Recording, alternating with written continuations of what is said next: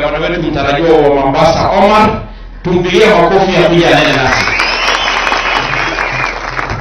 Jina hujazoea bana. Gavana wa Mombasa. Asante sana Mheshimiwa Tongoyo ambaye atakuwa gavana wa Narok.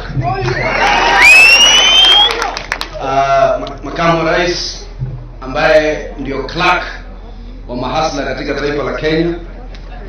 Ndugu yangu Mpaie ambaye ni senator wa Kajiado. Ndugu yetu Ken na ndugu yetu Ole Sankok kutoka National Assembly. Mimi nimeandamana na ndugu yetu Mohamed Ali ambaye tunamuita jicho pevu. Na baadhi ya MCA ambaye yeye atawatambulisha. Sasa mimi mwanzo ni wamkui katika ile maamkuzi ya Kimasai. And super pogi. Asante sana. Na sisi Mombasa tunasema asalamu alaykum. Na wale wa Kristo, Bwana Yesu asifiwe. Langu ni moja tu.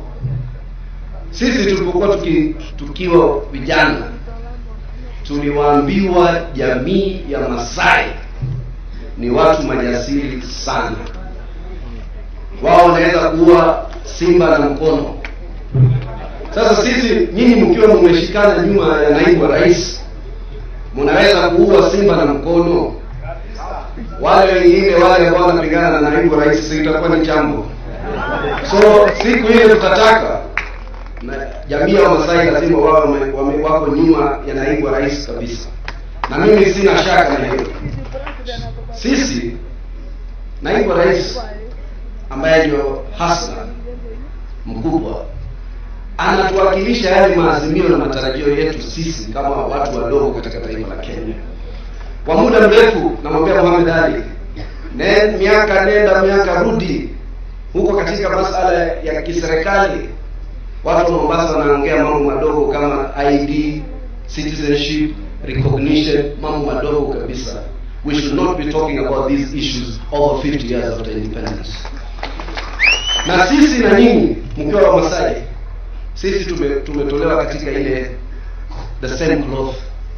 Yale maazimio yenu na matarajio yenu na marginalization yenu na ile dhulma imetolewa kwenu ni ile imetendwa Mombasa na maeneo mengine mengi zaidi. Na sisi ndio tukasema tutaweka William Ruto akomeshe hizi dhulma ili kila mtu awe na fursa sawa ndani ya serikali. La mwisho, sisi tuko na county kama 16. Excellence.